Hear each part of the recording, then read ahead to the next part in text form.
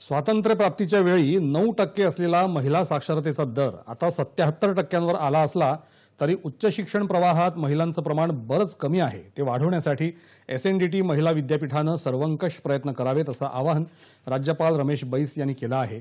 ते आज मुंबईत या विद्यापीठाच्या 73व्या वार्षिक दीक्षांत समारंभात बोलत होते। आश्रमशाळांमधली अनेक आदिवासी मुलं 10वी नंतर शिक्षण प्रवाहातून बाहेर पडतात। त्यांना पुन्हा शिक्षण प्रवाहात आणण्यासाठी एसएनडीटीनं प्रयत्न करावेत। उच्च शिक्षण अधिकाधिक महिलांपर्यंत पोहोचवण्यासाठी व्यावसायिक स्तरावर मार्गदर्शन घेऊन अशा महिलांचं उच्च शिक्षणातलं प्रमाण वाढवावं असं राज्यपाल म्हणाले। आजच्या युगात केवळ पारंपरिक शिक्षण पुरेसं नाही, म्हणून राज्य कौशल्य विद्यापीठांसोबत एसएनडीटीनं सहकार्यानं काम करावं असंही राज्यपालांनी सुचवलं। या दीक्षांत समारंभात 13,749 विद्यार्थिनींना पदव्या आणि पदविका प्रदान करण्यात आल्या।